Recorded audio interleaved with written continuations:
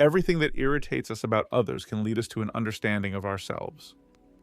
Have you ever asked yourself why you're always drawn to the same type of person?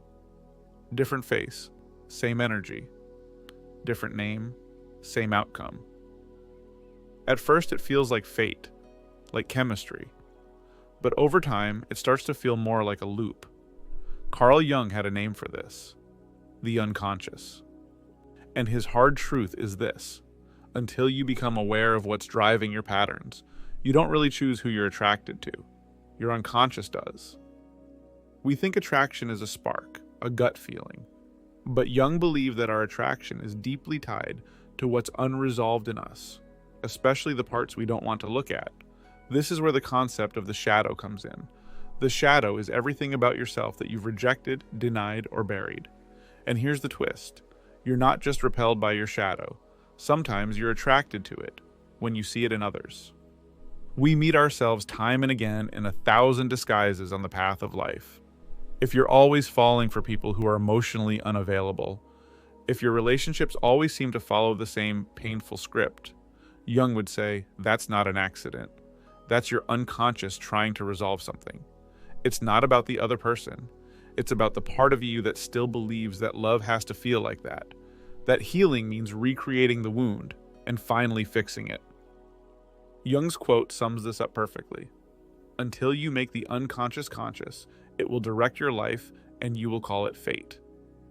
What looks like just your type might actually be your trauma in disguise.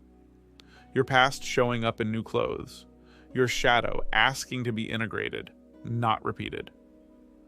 Once you see the pattern, you don't have to keep living it. Awareness is the first step. Shadow work is the process. And real love, conscious love, begins where the old story ends. You don't have to shame yourself for the patterns you've repeated. You weren't failing, you were searching for something that finally felt complete. And maybe that's the most human thing we do. We gravitate toward what's familiar, even if it hurts, because our deeper self is trying to make sense of it, trying to finish an emotional sentence that started long ago. But here's the shift Jung invites us into. Instead of blindly following those emotional patterns, we can turn inward and ask, what part of me is doing the choosing? When you know your patterns, they lose their power. When you face your shadow, it stops sneaking into your relationships. You're still going to get it wrong sometimes. We all do. But the difference is this: you won't be unconscious anymore. You'll recognize the old story as it's happening and choose differently. And that's what Jung meant when he talked about individuation, becoming whole, choosing with awareness, living from the inside out. Projection changes the world into the replica of one's own unknown face. Here's what most people don't realize. That old pattern, the one you've played out in relationship after relationship, doesn't need to be your future. It was never you. It was a message, a mirror, a moment asking to be met with consciousness. Carl Jung believed that when we truly begin to work with our unconscious instead of being ruled by it, we start to live more authentically, more freely, and more creatively. We stop being characters in someone else's story, and we begin writing our own. Jung's concept of the shadow is central here. He said the shadow holds the parts of ourselves that we deny, suppress, or are unconscious of, often shaped by childhood and societal conditioning. The shadow is a moral problem that challenges the whole ego personality. To become conscious of it involves recognizing the dark aspects of the personality as present and real. We're often drawn to people who embody or trigger our shadow. That attraction can feel magnetic, even addictive, because it's an unconscious attempt to integrate lost parts of ourselves. One of Jung's most powerful psychological insights is projection. When we unconsciously place aspects of ourselves, both positive and negative, onto others. The shadow is a moral problem that challenges the whole ego personality. We don't always see people as they are. We see them as we are. We project our unmet needs, unresolved wounds, or idealized fantasies onto them. This creates the illusion of fated attraction. Jung often spoke about how the unconscious will repeat itself in symbolic forms, dreams, behavior, relationships, until it is confronted. What you do not bring to consciousness appears in your life as fate. Falling for the same type of person again and again is often a sign that a deeper psychological pattern is playing out. It's not fate, it's the unconscious seeking wholeness through repetition.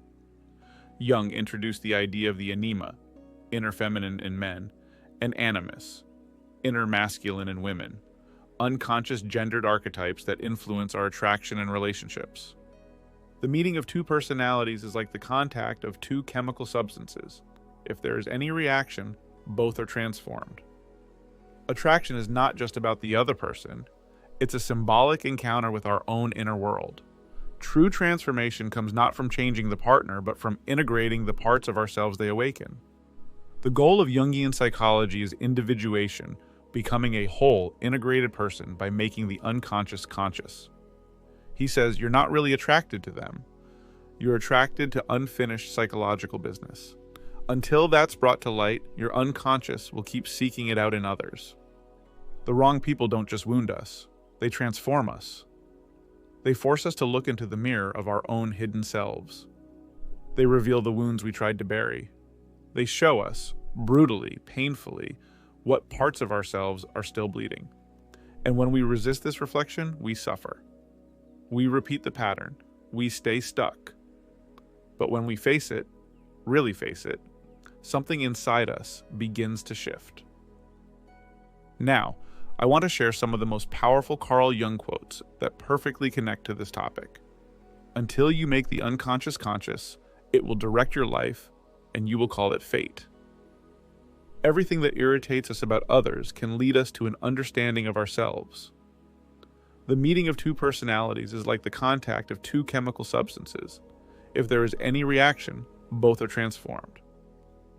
We meet ourselves time and again in 1,000 disguises on the path of life. The shadow is a moral problem that challenges the whole ego personality, for no one can become conscious of the shadow without considerable moral effort. People will do anything, no matter how absurd, in order to avoid facing their own souls. The most terrifying thing is to accept oneself completely.